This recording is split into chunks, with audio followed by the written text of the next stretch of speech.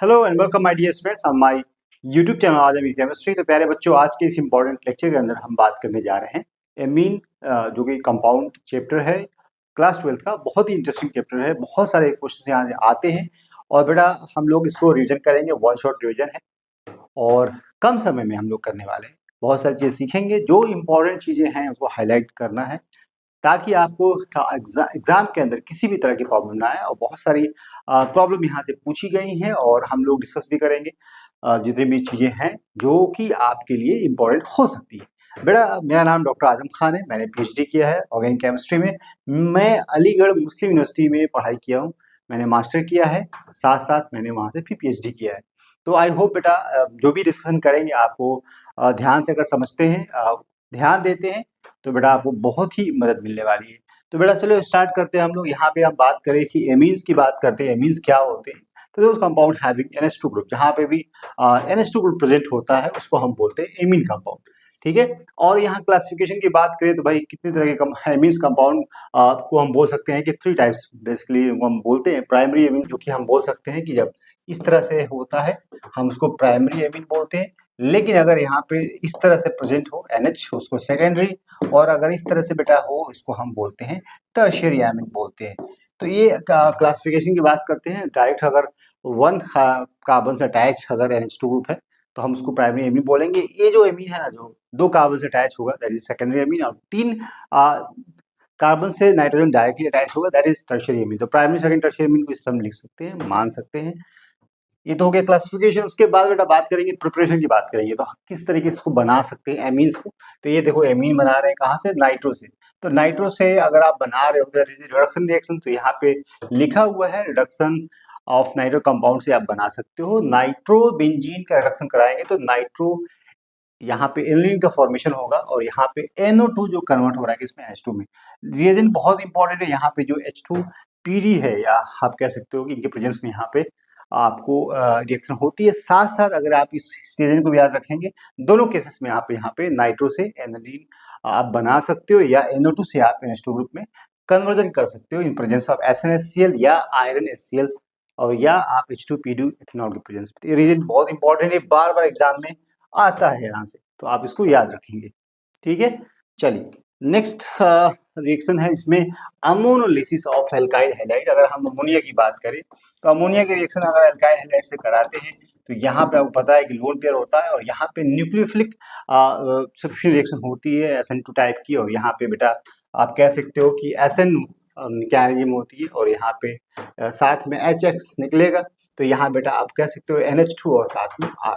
तो यहाँ पहले तो प्राइमरी एमीन का फॉर्मेशन होगा, प्राइमरी एमीन का फॉर्मेशन, उसके बाद फिर से रिएक्शन अगर होती है तो बेटा यहाँ पे क्या होगा, दोबारा ये अटैक करेगा और यहाँ पे आपको इस तरह से फिर होगा और इस तरह बार बार होगा। H कम होते चले जाएंगे और यहाँ पे 2R हो जाएगा। फिर उसके बाद इसको हम सेकेंडरी एमीन बोलेंगे।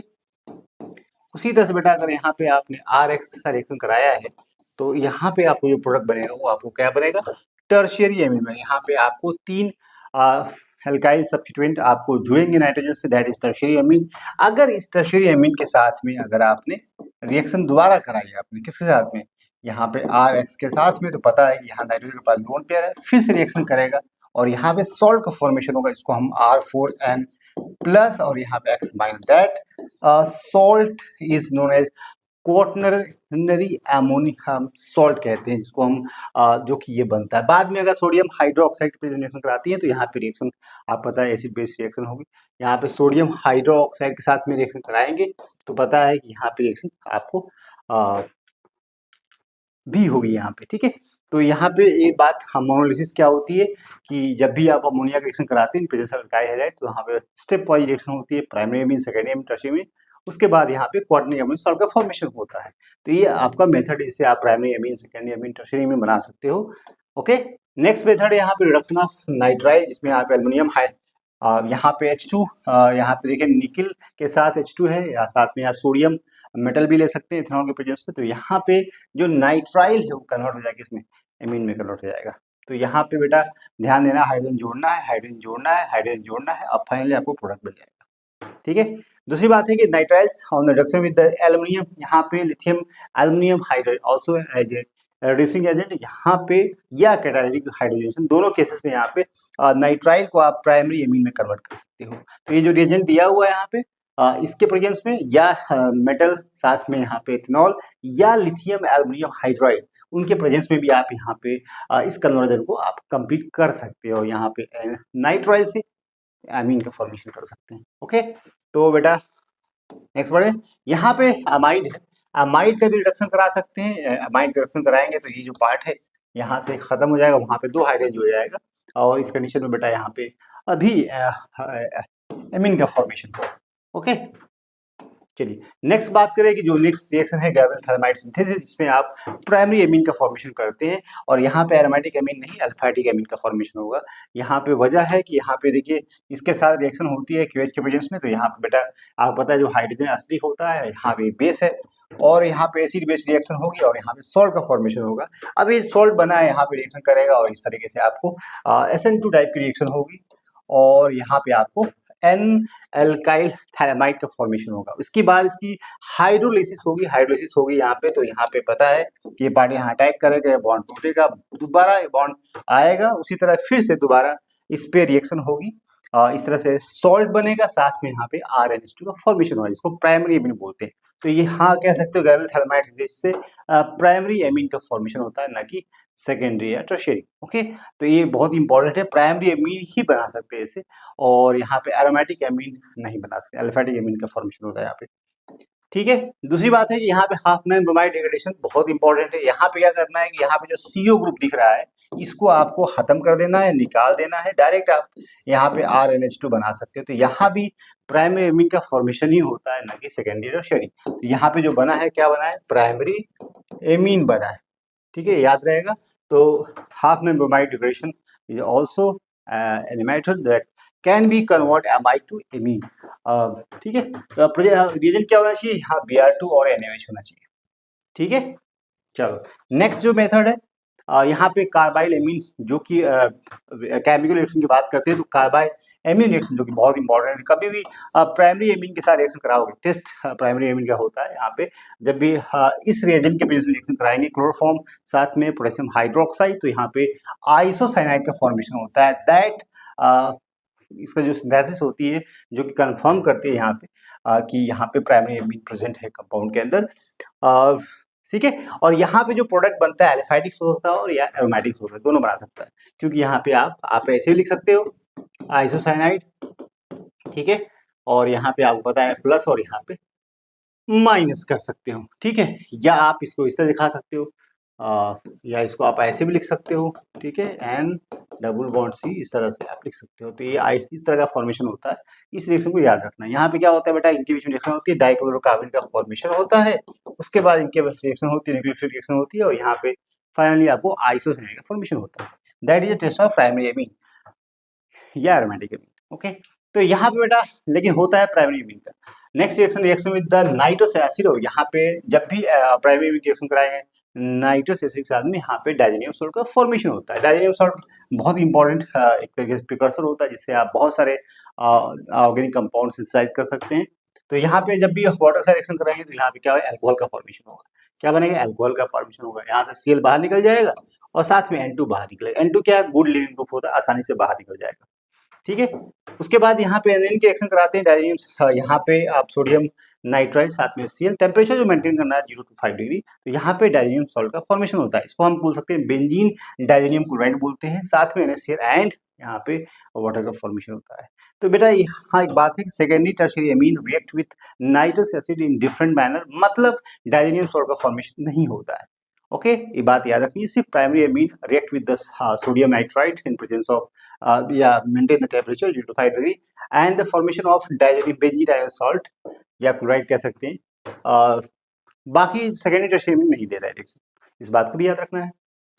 ओके, नेक्स्ट रिएक्शन है कि यहाँ पे प्राइमरी सेकेंडरी टर्शियरी एमीन कैसे आप सेपरेट करेंगे, कैसे आइडेंटिफाई करेंगे, कैसे इनको में फर्क पैदा करेंगे। तो यहाँ बेटा बहुत इंपॉर्टेंट रिएक्शन होती है, रिएक्शन विद सल्फोनिल क्लोराइड यहाँ पे, इसको सल्फोनिक क्लोराइड बोलते हैं। और यहाँ पे जो भी यहाँ पे एमीन है उसके साथ रिएक्शन कराएंगे। अगर ये देखें तो प्राइमरी एमीन है, प्राइमरी यहाँ रिएक्शन करेगा, ये बॉन्ड टूटेगा, ये बाहर आएगा और यहाँ से ओवरऑल H और Cl निकलेगा। यहाँ न्यूक्लियोफिलिक एडिशन रिएक्शन होगा, बाद में यहाँ पे Cl बाहर निकल जाएगा। इस तरीके से जो फॉर्मेशन होगा यहाँ पे ना बेटा, इसको हम बोलते हैं कि एन इथाइल बेंजीन सल्फोनामाइड बोलते हैं। Okay, that is soluble in यहाँ पे अल्कली। अगर सोडियम हाइड्रो और पोटेशियम हाइड्रोक्साइड रिएक्शन कराते हो तो यहाँ पता है कि हाइड्रोजन कैसा है, एसिडिक है। एसिडिक हाइड्रोजन होने की वजह से यहाँ पे एसिड बेस रिएक्शन होगी और सॉल्ट बनेगा। क्या बनेगा?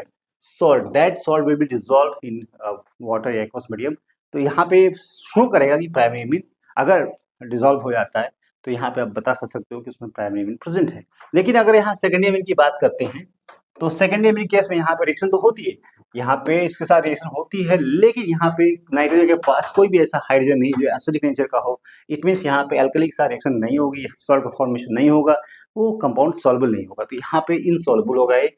साथ में अगर टर्शियरी एमीन की बात करें तो वहाँ पे रिएक्शन नहीं होती है सल्फोनिक क्लोराइड के साथ में। वजह क्या है कि जो भी यहाँ पे जो इस तरह से दिख रहा है आपको, टर्शियरी के साथ रिएक्शन बल्किनेस बहुत ज्यादा है, वहाँ पे स्टेबिलिटी अप्रोच नहीं होगी, रिएक्शन हो ही नहीं पाएगी, अप्रोच नहीं हो पाएगी, न्यूक्लियोफिलिक एडिशन रिएक्शन नहीं हो पाती है, इसलिए यहाँ पे रिएक्शन नहीं होती है, आप ये कह सकते हो। तो प्राइमरी सेकेंड टर्शियरी को सेपरेट करने के लिए दैट इज हाइजेनबर्ग टेस्ट करते हैं, कंडक्ट करते हैं, जिससे आप पहचान कर सकते हैं प्राइमरी सेकेंड टर्शियरी एमीन का।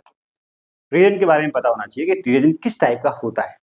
नेक्स्ट बात करते हैं यहाँ पे इलेक्ट्रोफिलिक सब्स्टिट्यूशन के बारे में। तो यहाँ पे जो एनिलीन जो कंपाउंड होता है या एमीन कंपाउंड होता है, एरोमेटिक एमीन की बात करें अगर, तो यहाँ पे हमेशा थोड़ा सा बात करें तो जब भी बेंजीन की बात आती है तो benzene always give electrophilic aromatic substitution. ऐसा होता क्यों है कि यहाँ पे जो हाइड्रोजन है जब भी कोई इलेक्ट्रोफाइल इसलिए आता है क्योंकि यह इलेक्ट्रॉन डिफिशिएंट है, इलेक्ट्रॉन रिच है और यहाँ इनके बीच में रिएक्शन होगी। लेकिन अगर ये ऐड होगा तो इसका जो एरोमेटिक बिहेवियर वो लूज हो जाएगा। दैट्स वाई यहाँ पे सब्स्टिट्यूशन रिएक्शन होती है, इससे कि उसके एरोमेटिक बिहेवियर फर्क या उसमें कोई बदलाव ना है, एज स्टेज रहे। तो यहाँ पे हाइड्रोजन बाहर निकलता है और वहाँ इलेक्ट्रोफाइल आके जुड़ जाता है, इसी रिएक्शन को बोलते हैं इलेक्ट्रोफिलिक एरोमेटिक सब्स्टिट्यूशन रिएक्शन। और यहाँ पे अगर देखें तो यहाँ पे NH2 ग्रुप लगा देंगे तो यहाँ पे एक्टिवेट करेगा रिंग को, लेकिन यहाँ सिलेक्टिव आप कह सकते हो कि सब्स्टिट्यूशन रिएक्शन होगी ऑर्थो एंड पैरा पोजीशन पे, लेकिन पैरा पोजीशन मेजर प्रोडक्ट होता है as compared to ortho due to bulkiness या कह सकते होगी। लेकिन अगर किसी तरह का इंटरेक्शन हो, हाइड्रोजन बॉन्डिंग हो, जिससे प्रोडक्ट स्टेबिलिटी बढ़ सकती है, उस कंडीशन में आर्थो प्रोडक्ट मेजर होगा, लेकिन पैरा ज्यादातर मेजर प्रोडक्ट बनता है। जो भी इलेक्ट्रोफिलिक एरोमेटिक सब्स्टिट्यूशन होता है। आपका पहली जो रिएक्शन है ब्रोमिनेशन, मतलब Br2 रिएक्शन कराती है और Br2 रिएक्शन कराएंगे वाटर के साथ में, ब्रोमीन वाटर के साथ में, तो यहाँ पे 2,4,6 ट्राई ब्रोमो एनाइन का फॉर्मेशन होता है। इंपॉर्टेंट रिएक्शन है, बार एग्जाम में क्वेश्चन आता है। ये एक्टिवेटिंग ग्रुप है, एक्टिवेट करेगा तो ऑर्थो पैरा, देखिए ये क्या है, आर्थो है और ये क्या है, पैरा है। तो ऑर्थो पैरा मेटा पे कर नहीं पाएगा, ऑर्थो पैरा एक्टिवेटिंग ग्रुप है तो ऑर्थो पैरा पे फॉर्मेशन होगा। लेकिन ब्रोमीन वाटर के साथ रिएक्शन जो होगी तो 2,4,6 ट्राई नाइट्रो यहाँ पे एनिलीन का फॉर्मेशन। नेक्स्ट रिएक्शन बात करें, अगर आपको बनाना हो सिर्फ आपको बनाना क्या है, पैरा बनाना है, तो कैसे बना सकते हैं? क्योंकि यहाँ पे तो आप पता है ये इम्पॉसिबल है, लेकिन इसको करना है तो यहाँ पे इसको प्रोटेक्ट कर लिया जाएगा कि इसको प्रोटेक्ट करेंगे तो इसकी एक्टिविटी जो है कम हो जाएगी और आर्थो जो पोजीशन है वो ब्लॉक हो जाएगी, क्योंकि यहाँ पे बल्कि ग्रुप होगा तो यहाँ पे आर्थो पोजीशन पे सब्स्टिट्यूशन होना बहुत मुश्किल हो जाएगा। तो यहाँ पैरा पोजीशन पे सिलेक्टिव आप कह सकते हो कि यहाँ पे इलेक्ट्रोफिलिक एरोमेटिक सब्स्टिट्यूशन होगा जो पैरा पोजीशन पे होगा रादर देन ऑर्थो पोजीशन। तो यहाँ पे आप पहले क्या करेंगे, एसिटाइलेशन कराएंगे, एसिटिक एनहाइड्रोक्साइड कराएंगे और यहाँ पे बेटा पेरिन के प्रेजेंस में बेस है और यहाँ पे एसिटाइलेशन होगा, उसके बाद यहाँ पे ब्रोमिनेशन कराएंगे जो कि पैरा पोजीशन पे होगा, न कि ऑर्थो पोजीशन पे होगा। उसके बाद यहाँ बेस की या एसिडिक कंडीशन में यहाँ पे कराएंगे तो यहाँ पे जो प्रोटेक्शन आपने किया था NH2 ग्रुप का वो प्रोटेक्शन हो जाएगा और यहाँ पे आपको फॉर्मेशन होगा ऑर्थो पैरा, यहाँ पे ब्रोमो आपको एनिलीन का फॉर्मेशन होगा जो कि सिलेक्टिव यहाँ पे सिंथेसिस होगी। तो ये इंपॉर्टेंट रिएक्शन है, एग्जाम में आ चुकी है, एग्जाम में पूछी जाएंगी। स्टेप जो वाइज रिएक्शन होती है, मल्टीपल स्टेप रिएक्शन होती है, वहां क्वेश्चन आता है यहाँ से, तो इसको याद रखना। ठीक है, अब यहाँ पे अगर नाइट्रेशन कराना है तो नाइट्रेशन का बड़ा मसला है भाई, नाइट्रेशन तो होता ही है। यहाँ पे प्रोडक्ट 3 तरह का बनता है। यहाँ पे देखें तो यहाँ पे पैरा जो पोजीशन पे प्रोडक्ट पैरा जो प्रोडक्ट है 51% बन रहा है और मेटा 47% बन रहा है, जो कि आर्थो जो है यहाँ पे बहुत ही कम बन रहा है। तो ऑर्थो यहाँ पे मेटा नहीं बनना चाहिए, ऑर्थो पैरा बनना चाहिए। लेकिन बेटा वजह क्या है, मेटा इसलिए बन जाता है क्योंकि यहाँ पे जब भी H2SO4 के साथ रिएक्शन होगी तो यहाँ पता है बेसिक नेचर होता है और एसिड के साथ रिएक्शन होगी तो यहाँ पे डीएक्टिवेट करेगा, जो कि डीएक्टिवेटिंग ग्रुप बन जाएगा। और that's why this will also give deactivate का ऑर्थो पैरा को डीएक्टिवेट करेगा। उस कंडीशन में क्या होगा, यहाँ पे मेटा पे एक्टिवेट करेगा तो उस कंडीशन में ये भी बन जाएगा, मेटा प्रोडक्ट भी बनेगा और पैरा तो बनेगा ही, और ऑर्थो लेकिन बहुत ही कम बनेगा, याद रखना है 2% बनता है। तो ये क्यों बनता है, क्योंकि यहाँ पे इनके बीच में रिएक्शन होती है तो डीएक्टिवेटिंग ग्रुप की तरह काम करता है NH2 ग्रुप, जिसकी वजह से यहाँ पे मेटा को डायरेक्ट करता है। Electrophilic aromatic substance incoming electrophile को वहां पे आप कह सकते हो मेटा पोजीशन पे एक्टिवेट करता है, तो यहाँ पे इसलिए 47% बनता है। साथ में अगर आप देखें इसके साथ रिएक्शन कराया तो पहले एसिटाइलेशन होगा, उसके बाद एसिटाइलेशन होने के बाद आपको पता है कि यहाँ पे अगर आप देखें तो सिलेक्टिवली यहाँ पैरा पोजीशन पे नाइट्रेशन होगा और यहाँ पे आप बना सकते हो। लेकिन अगर आप इसको देखें तो यहाँ पे इस तरह से अगर रिएक्शन कराएंगे तो 3 प्रोडक्ट बनेगा, लेकिन अगर प्रोटेक्ट करेंगे तो पैरा पोजीशन पे यहाँ पे सिर्फ नाइट्रेशन होगा रादर देन ऑर्थो पोजीशन। आपको बताया मैंने कि पहले एसिटाइलेशन कराइए, उसके बाद यहाँ पे नाइट्रेशन कराइए, तो नाइट्रेशन जब कराएंगे तो हमेशा पैरा पोजीशन पर न कि ऑर्थो पोजीशन में, ड्यू टू बल्कि यहाँ पे स्ट्री क्राउडिंग होगी जिसकी वजह से रिएक्शन नहीं होगी। उसके बाद यहाँ पे आप हाइड्रोलिसिस करा दिए, डी प्रोडक्शन कराइए और यहाँ पे आपको फाइनली जो है पैरा नाइट्रो एल्यूमिन का फॉर्मेशन होगा। ओके, चलिए नेक्स्ट जो रिएक्शन सल्फोनेशन में पता है कि यहाँ एसिड है और यहाँ पे सॉल्ट का फॉर्मेशन होगा। उसके बाद अगर टेम्परेचर रेंज इसमें रखते हैं तो यहाँ पे आपको रीअरेंजमेंट होता है और यहाँ पे पैरा सल्फेनिलिक एसिड का फॉर्मेशन होगा, या आप कह सकते हो एजिटेट आयन का फॉर्मेशन होता है। तो ये बात बहुत ही जरूरी है, इसको याद रखना है आप सभी लोगों को, ठीक है। एनिलीन की बात करें, डज नॉट अंडरगो फ्यूडलक्राफ्ट, यहाँ पे ये जो रिएक्शन होती है जिसमें अल्काइलेशन और सैलेशन होता है in presence of Lewis acid होती है, इसके बारे में जानते हैं आप लोग। इस तरह के रिएक्शन देखे हैं कि यहाँ पे NH2 के साथ यहाँ पे FeCl3 हो, जो भी लुईस एसिड हो, तो यहाँ पे अगर आपने जो भी रिएक्शन कराई है एसिटाइल एल्काइलेशन, अगर RX की बात करें तो हमें इसको एल्काइलेशन बोलते हैं, लेकिन अगर यहाँ पे RCOCl के साथ रिएक्शन कराते हो तो हम बोलते हैं एल्युमिनियम क्लोराइड, जो भी। तो ये जो रिएक्शन है एल्काइलेशन एल्काइलेशन, जो कि यहाँ पे रिएक्शन नहीं देता है ड्यू टू, इसके पीछे वजह क्या है, तो यहाँ पे जो आप लुईस एसिड यूज कर रहे हैं उसके साथ रिएक्शन होगी और ये रिएक्शन के बाद यहाँ पे डीएक्टिवेट करेगा और वहाँ पे जो कि रिएक्शन स्टॉप हो जाएगी और इसके साथ इलेक्ट्रोफाइल जनरेट नहीं हो पाएगा, क्योंकि जब ये इसके साथ रिएक्ट करेगा तो इलेक्ट्रोफाइल जनरेट नहीं हो पाएगा, इलेक्ट्रोफाइल जनरेट नहीं हो पाएगा तो रिएक्शन की पॉसिबिलिटी यहाँ पे घट जाएगी, ऑपरेशन हो ही नहीं। तो यहाँ पे देखो मैंने लिखा हुआ है कि aniline does not undergo Friedel Crafts reactions either alkylation or acylation due to the formation of salt with aluminum chloride Lewis acid which act as a catalyst। तो एल्युमिनियम जो क्लोराइड है जो लुईस एसिड का काम करता है और उसके साथ रिएक्शन होती है और वो बेटा आपको यहाँ पे सॉल्ट का फॉर्मेशन करता है जो कि अब रिएक्शन को रोकता है। Due to this nitrogen of aniline acquire positive charge, hence act as a strong deactivating group। और बेटा यहाँ फॉर द फर्दर रिएक्शन, तो यहाँ पे जब डीएक्टिवेट करेगा, स्ट्रांगली डीएक्टिवेट करेगा रिंग को, तो वहाँ पे अल्काइलेशन या सल्फोनेशन रिएक्शन को स्टॉप कर दे, क्योंकि this reaction is electrophilic aromatic substitution और यहाँ पे जब डीएक्टिवेटिंग बहुत स्ट्रांग होगा तो वहाँ पे possibility of substitution reaction is very very very very low. तो आई होप बेटा ये प्रॉब्लम समझ में आई। चलो अब हम लोग बात करेंगे यहाँ पे नेक्स्ट जो पॉइंट है, यहाँ पे डाइजेनियम सॉल्ट क्या होता है। तो यहाँ पे डाइजेनियम सॉल्ट का स्ट्रक्चर इस तरह से होता है बेटा, एक्स को हम यहाँ पे Cl minus Br minus SO4 minus BF4 minus यहाँ पे बोल सकते हैं। और इसकी सिंथेसिस बड़ा आसान है। यहाँ पे जब भी प्राइमरी एमीन के साथ यहाँ पे देखें तो एनाडीन के साथ जब रिएक्शन कराएंगे sodium nitride in presence of HCl, तो यहाँ पे फॉर्मेशन होता है यहाँ पे डाइजेनियम सॉल्ट का। टेम्परेचर रेंज 0 to 5 डिग्री होता है और यहाँ पे NaCl और वाटर का भी फॉर्मेशन होता है। केमिकल रिएक्शन की बात करें तो यहाँ पे डाइजेनियम सॉल्ट बहुत सारी तरह के रिएक्शन देता है। कॉपर क्लोराइड के साथ रिएक्शन कराते हैं तो यहाँ पे ArCl बनेगा, Br2 लेते हैं तो यहाँ पे RBr बनेगा, तो यहाँ पे ArCl बनेगा। कंडीशन है ये, इसको साइड में रिएक्शन बोल सकते हैं, दैट आप कह सकते हो कि product will be form in the presence of following conditions. इसको आपको याद रखना है। चलिए नेक्स्ट बात करें तो डाइजेनियम सॉल्ट की यहाँ भी रिएक्शन है, क्या एक साथ रिएक्शन कराएंगे तो यहाँ पे आप पता है यहाँ भी ब्रोमो, यहाँ पे आयोडोबेंजीन का फॉर्मेशन होगा HFBF5 तो यहाँ पे F आ जाएगा, फ्लोरो यहाँ पे बेंजीन का फॉर्मेशन होगा। H3PO4 का अगर PO2 के साथ रिएक्शन कराते हैं तो यहाँ पे हाइड्रोजन जो कि यहाँ पे ऐड हो जाएगा, जहाँ पे आप कह सकते हो बेंजीन का फॉर्मेशन होगा। अगर आपने सिंपली जो है एथेनॉल के साथ रिएक्शन कराई तो यहाँ पे हाइड्रोजन प्रोवाइड करेगा और यहाँ पे भी बेंजीन का फॉर्मेशन होगा। तो बेटा यहाँ पे सारी चीजें वाटर से रिएक्शन कराते हैं तो यहाँ पे फिनॉल का फॉर्मेशन होगा। That is important, you have to note all these reactions, या इसको मेमोराइज कर सकते हैं, बड़ी बहुत सिंपल है या मुश्किल नहीं है। ठीक है, ठीक है। नेक्स्ट रिएक्शन बात करते हैं, reaction involving retention of diazo group या कपलिंग रिएक्शन बोल सकते हैं। यहाँ पे जो डाइजेनियम सॉल्ट है ना बेटा, इसके साथ जब भी फिनॉल की रिएक्शन होती है तो यहाँ पे आपको ये जो जो कि एजो ग्रुप जो कि रिटेन करता है और यहाँ पे कपलिंग रिएक्शन होती है, प्रोडक्ट जो फॉर्मेशन होता है, इसको हम ऑरेंज डाई बोल सकते हैं। या अगर हाइड्रोक्स यहाँ पे ग्रुप लिया है, फिनॉल लिया है डाइजेनियम सॉल्ट के साथ में, तो यहाँ पे पैरा हाइड्रोक्सी एजो बेंजीन बोलते हैं, जिसको हम ऑरेंज डाई बोलते हैं। और बेटा यहाँ पे जो पैरा जो पोजीशन पे हाइड्रोजन है, वहां से यहाँ पे आप कह सकते हो कि सब्स्टिट्यूट होता है इसके साथ में, एक तरीके से ये लोन पेयर है, इस तरह से डीलोकलाइज करता है और अटैक यहाँ होता है, ये बॉन्ड टूटता है और इस तरह से नाइट्रोजन डबल बॉन्ड नाइट्रोजन जो कि रिटेन करता है और यही प्रोडक्ट बनता है। इससे सेम रिएक्शन यहाँ भी होती है, हाइड्रोजन यहाँ निकलेगा, यहाँ Cl निकलेगा और इनके बीच में बॉन्ड का फॉर्मेशन होगा, यहाँ से अटैक होता है इसके ऊपर। ठीक है, तो यहाँ पे जो डाई बन रही है येलो डाई बनती है, लेकिन ये एसिडिक कंडीशन में होती है और यहाँ पे बेसिक कंडीशन में होती है, इसको याद रखना है। ठीक है, चलिए नेक्स्ट जो आपका है बेटा,